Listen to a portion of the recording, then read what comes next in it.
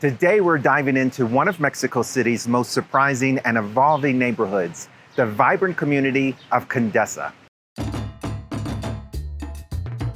Let's explore its rich history, the surprises it will offer you when you visit, and the complex effects of its growing popularity. In fact, it's growing so much that some locals have been asking foreign visitors like us to leave. We were in Mexico City for several weeks, but we started off by taking a walking tour of the neighborhoods. As you may know from watching our channel, one of the things we often always do when we go to a new city is take the local walking tour to get a lay of the land of the new destination. We did a walking tour with Laura today around the Roma Norte and Condesa neighborhoods here in Mexico City, and it was lovely. We loved it.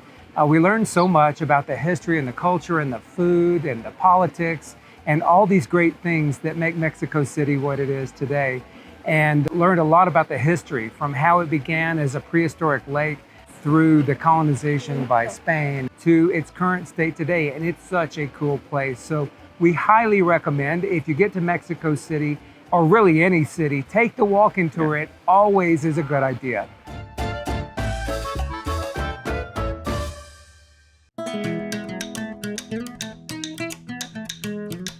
Condesa's history is fascinating. It was once a wealthy enclave boasting French-inspired mansions. Around the 1940s, a more middle-class vibe emerged with a strong artistic energy. But after the 2008 recession, things shifted. After the pandemic, there was a surge, especially among foreigners. They saw Condesa as a safe, walkable area with character.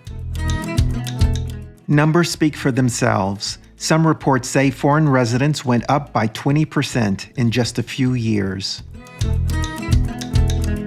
But it's easy to see why this area has become so popular.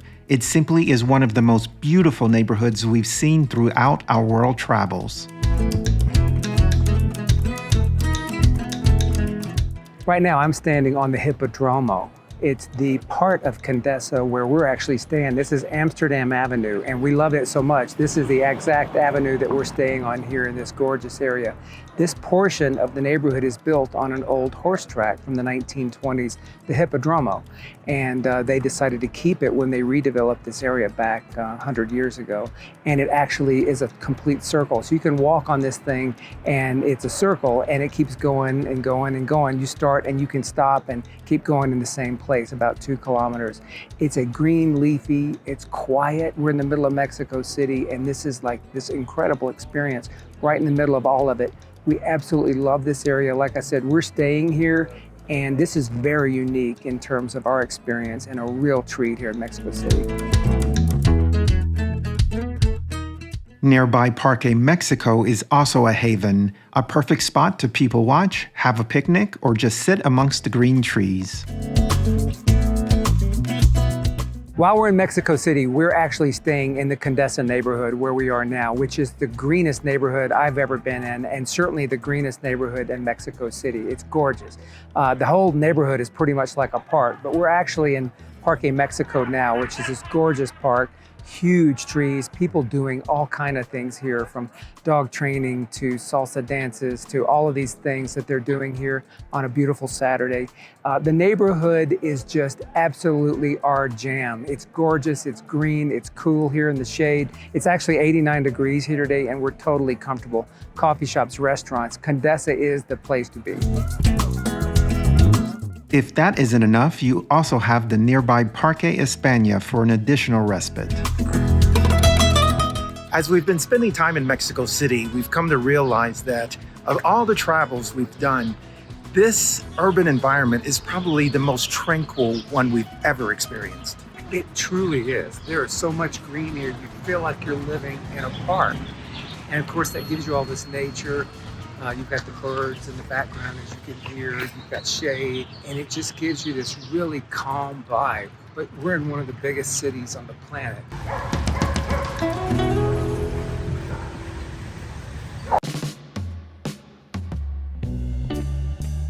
The influx of foreign visitors to this urban oasis has had undeniable benefits.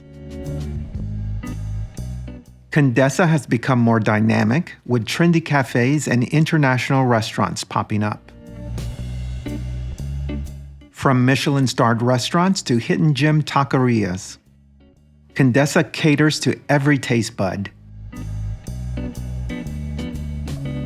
Love shopping? You'll find everything from high-end boutiques to quirky vintage stores. But there is a dark side, unfortunately. On our walking tour, our guide explained the impact. Rent prices have skyrocketed, pushing out long-term residents. Many historic buildings are being renovated for short-term rentals like Airbnbs. We stayed in one of these ourselves. We wanted to give you a quick tour of our Airbnb here in Mexico City, so come on in. We're in the Condesa neighborhood in Hipodromo, if you know where that is. It's the famous neighborhood that's green and leafy, that's actually an old horse track back in the old days. And we're right on Amsterdam Avenue, so that's a big deal. It's a really great location. You can probably tell it's incredibly quiet here, but we are right in the middle of Mexico City. We have an entrance off the street, and then we have kind of an alleyway here that our apartment is off of. You can see it's pretty cool, it's pretty modern. We like modern. There's a living and dining area with a small kitchen here. We're not doing a lot of cooking because we're in Mexico City, so we didn't really focus much on the kitchen.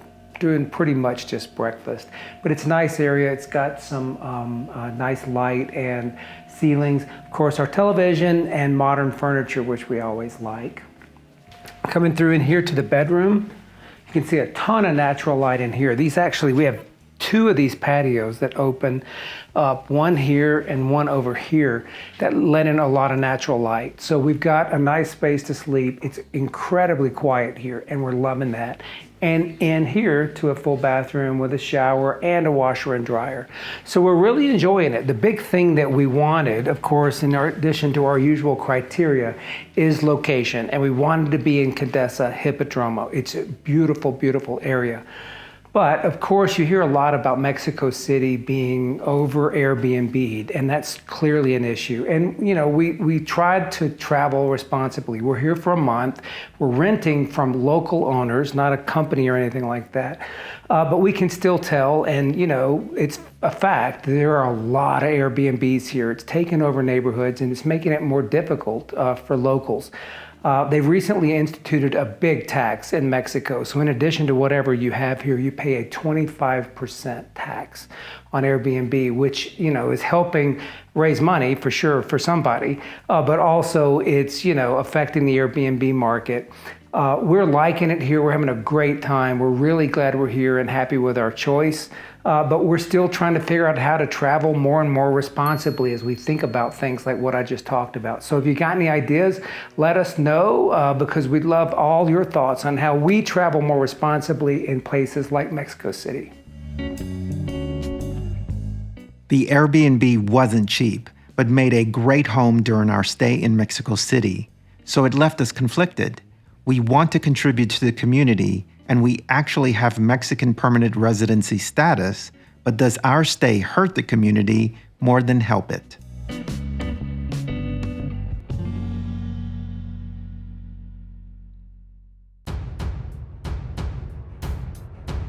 It's clear that the influx of visitors means things are changing. When you speak to many locals, they will tell you that they used to know everyone on their street. Now it's mostly tourists. Family-owned corner shops have closed down because rent became impossible. Since 2020, rent in one of the trendiest neighborhoods in Mexico City has risen nearly 60%. Over 50% of respondents in a recent survey reported facing problems paying their rent or mortgage in the city. I myself have been displaced, so then I am displacing someone else, and I think that shouldn't be the case. Condesa's future hinges on finding a balance. Can it remain vibrant while retaining its local soul? Here are some ideas. Support local businesses. Choose locally owned cafes and restaurants. Stay in ethical accommodations. Look for hotels or rentals that reinvest in the community. Explore other neighborhoods in Mexico City that spread the investment. Our tour guide told us that Santa Maria la Ribera is an excellent alternative. Be mindful of your impact. Respect the area's culture and traditions, and try to learn a few phrases in Spanish. What are your thoughts on balancing tourism and local culture? Share your ideas in the comments below.